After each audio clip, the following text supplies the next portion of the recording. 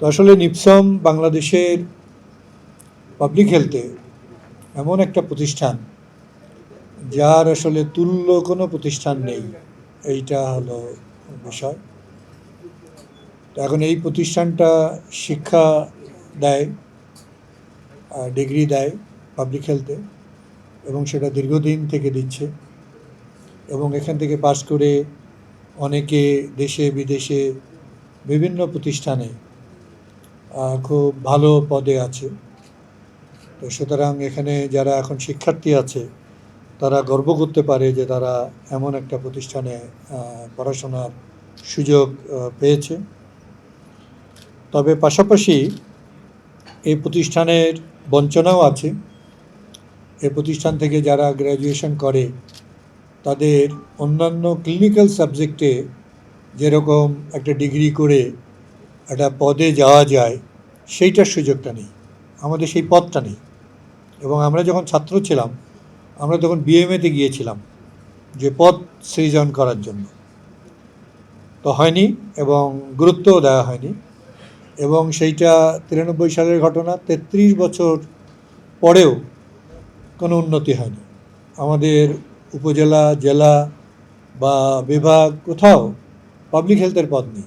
আমাদের কনসালটেন্ট থাকতে পারত উপজেলায়, একটা পাবলিক হেলথ ইউনিট থাকতে পারত উপজেলায়, জেলায়, বিভাগে এবং সর্বোচ্চ স্বাস্থ্য বিভাগে। তো কোনো পর্যায়েই সরাসরি পাবলিক হেলথের যে কনসালটেন্ট এটা আমাদের নেই। এবং এই যে একটা এসছে রিসার্চে, গবেষণায় যে ডেটা তৈরি হয় সেটি ইউজ হচ্ছে না। ইউজটা হবে কেমনে লোকালি, কে করবে, হু উইল ইউজ দিস? ইউএইচএফপিও উনি প্রশাসনিক কর্মকাণ্ড করেন। তাহলে ওখানে যদি একটা এপিডেমোলজি ইউনিট থাকতো বা একটা পাবলিক হেলথ ইউনিট থাকতো, যেখানে পাবলিক হেলথের কনসালটেন্ট থাকতো, স্ট্যাটিস্টিশিয়ান থাকতো, সেখানে ল্যাবরেটরি থাকতো, সেখানে ল্যাবরেটরি মানে আমি বলছি আইটি ল্যাবরেটরি, তো এগুলো যদি থাকতো তাহলে ওই ডাটাটা যেটা জেনারেট হচ্ছে, ওখানে দুই ধরনের ডাটা জেনারেট হয়, কিছু পাবলিক হেলথের ডেটা, কিছু প্রশাসনিক ডেটা। এই ডেটাগুলো ইউজ করে ওখানে প্ল্যানিং করা যেতে পারত এবং পাশাপাশি ওখানে নানা ধরনের প্রেডিকশনও করা যেতে পারত। আউটব্রেক, এপিডেমিক প্রেডিকশন, এগুলো উপজেলা লেভেলে কখনো হয় না। খুব বেশি হলে পত্রিকায় বা কোথাও ওঠে একটা নিউজ, তখন আইডিসিআর থেকে বা জাতীয় পর্যায় থেকে টিম যায়, তারা তখন ইনভেস্টিগেশন করে এবং তখন একটা জানা যায় যে ওখানে একটা আউটব্রেক হয়েছে। তো এই ঘাটতিটা আমাদের যখন কোভিড হলো তখন আমাদের খুব অনুভব হচ্ছিল যে পাবলিক হেলথের আমাদের কোনোখানে আমরা সার্ভিস পাচ্ছি না। তো এখন যারা নিপসমে আছে, নিপসমের পরিচালক, আমি ভাবছিলাম প্রতিমন্ত্রী মহোদয় থাকলে ওনার সামনেও বলতাম যে এই পদ ক্রিয়েশনটা শুরু করা যায় কিনা, এবং যদি পদ ক্রিয়েশন করা যায় তাহলে এই প্রতিষ্ঠানের প্রতি শিক্ষার্থীদের আগ্রহ বাড়বে, পড়াশোনার প্রতি আগ্রহ বাড়বে, পড়াশোনার মান বাড়বে এবং এটা বাংলাদেশে বিরাট উপকার হবে।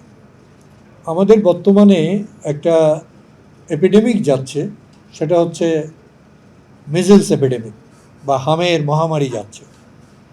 লক্ষাধিক শিশু বা বিভিন্ন বয়সের মানুষ আক্রান্ত হয়েছে, 800-র উপরে শিশু মারা গিয়েছে।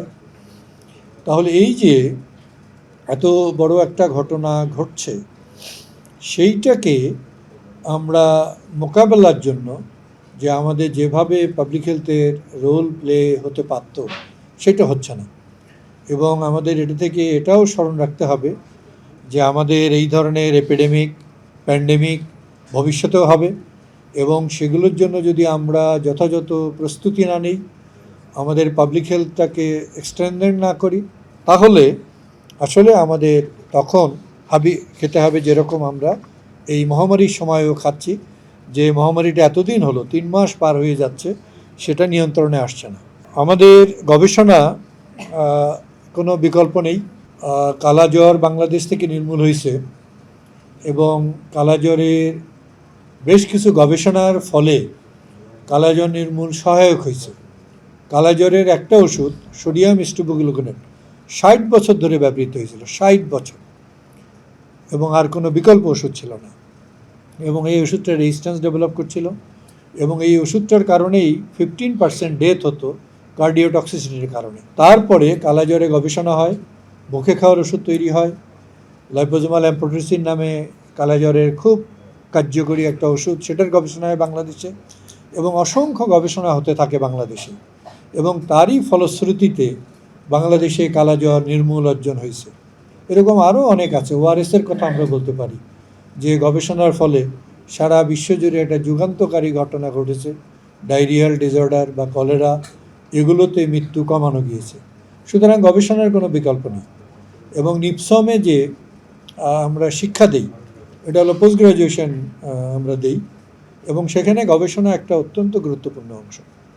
এবং বিশ্বের বহু প্রতিষ্ঠানের এই যে শিক্ষার্থীদের যে গবেষণা নিবন্ধ, পিএইচডি প্রোটোকল বা থিসিস প্রোটোকল, সেইটা দ্বারা বিশ্বে অনেক কিছু তৈরি হয়েছে, অনেক কিছু পরিবর্তন হয়েছে। তো ঠিক একইভাবে নিপসমেও যে গবেষণাগুলোর মাধ্যমে বাংলাদেশের স্বাস্থ্য ব্যবস্থায় একটা বড় পরিবর্তন আসতে পারে।